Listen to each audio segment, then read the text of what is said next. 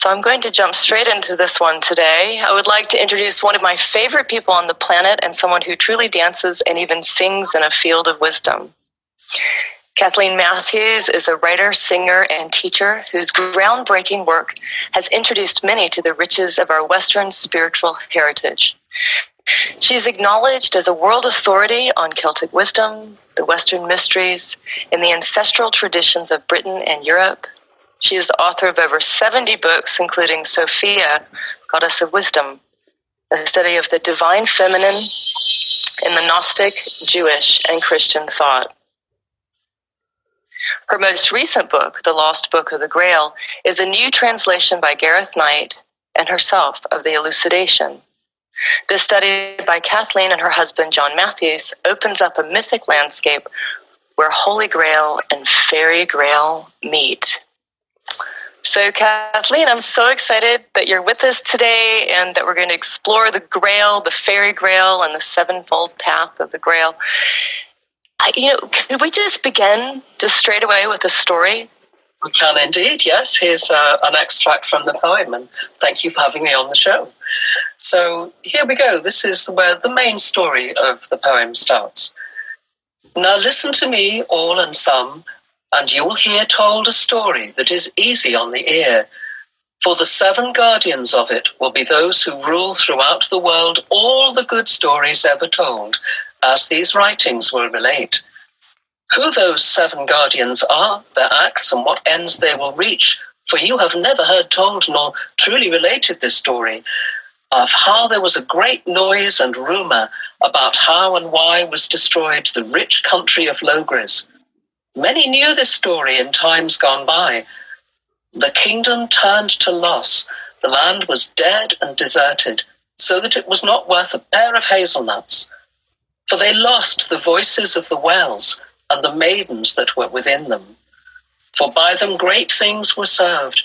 So if anyone was wandering the byways, be it in evening or morning, whether to drink or eat, he would need to change his route and turn towards the wells, and he could request nothing by way of fine food that pleased him that would not be given to him, provided he asked reasonably.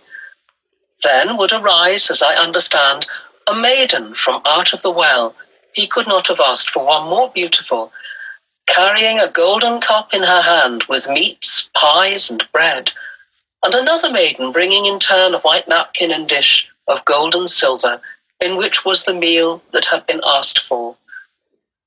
And at the well many were well received, and if the meal did not please him, many others were brought to him, all as desired, with great joy and great plenty. The maidens together served well and gladly all those who travelled the ways and came to the wells to eat. So that's just a little part of the story, and I suppose the Elucidation really is it's a 13th century French poem that tells us of this earlier story, and so there's a story nesting inside another story in this poem, which tells us about what happened in times before. It's an incredible book. I just finished it this morning, as I was telling you before we started. Yes.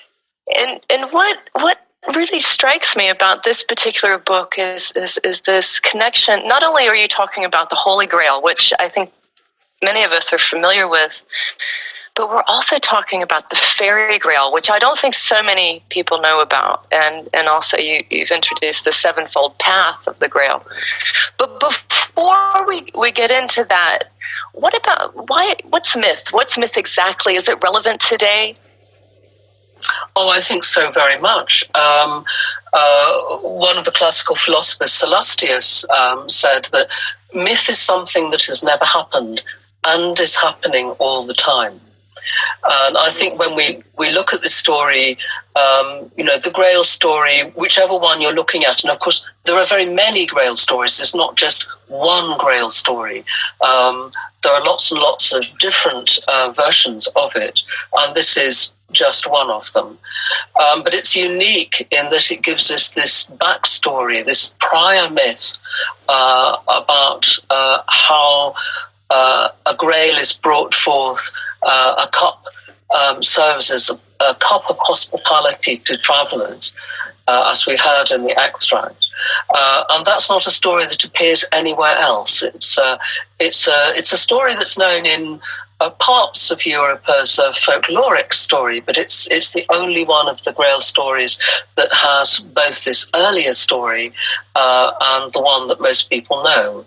But of course, I know today most people think the Grail is the cup of the Last Supper, but for medieval people, before we got to the Eucharistic understanding of the Holy Grail, it was, of course, the cup in which Christ's blood and the water that came from his side were caught by Joseph of Arimathea and Nicodemus. So that's a much earlier story again, you see. So you can already see progressions of story leading off into infinity.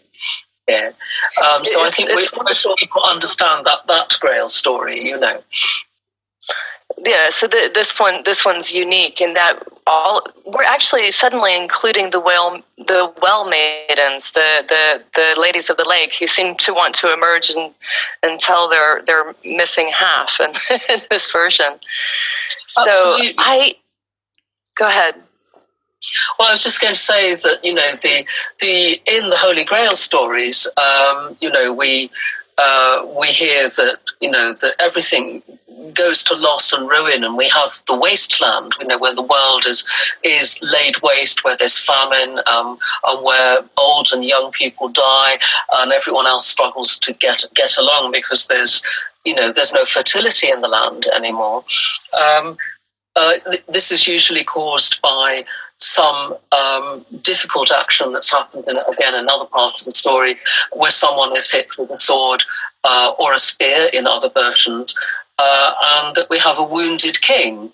And if the king is not in a good state, then obviously the land also is not in a good state. So that is what causes the wasteland in the Holy Grail stories. But in the Faerie Grail stories, we have that earlier myth of where the maidens are giving hospitality to those who come and ask reasonably. But of course, what happens after that is that a king called King Amangons comes along and rapes the maidens of the world and takes their cup. And he uses it for his own purposes. And from that we have, as it says in that beginning part, that the kingdom was lost and was not worth more than a couple of hazelnuts. So it's the same story, but told with a different causation. And it does seem relevant today too. In the world, I mean, in a way, we're living in a wasteland. We're living in a time where we're in a sort of ecological crisis, and it seems that we have somehow become disconnected from the Faerie, maybe even more so than from God and Christ. We've become disconnected from our roots, or frightened of the earth and frightened of these wells. We've forgotten to sip from that sacred cup. Well, absolutely, but we forget the earth at our peril, don't we? Because, I mean, we are not the first people staring environmental disaster in the face, because this has happened in many times in the past. I only have to think of, where I live in Britain, the land of Orkney, that there were no trees left by the New Stone Age, because they'd all been used for fuel. Yes, so we look at the Middle East and anywhere where there's a desert, and very often, there was a civilization there beforehand. So I think, the newness and the oldness of this story is that it's always very relevant to how we work with the earth and how we are with it, that we have a good relationship with it, and it's not just as a source of supply.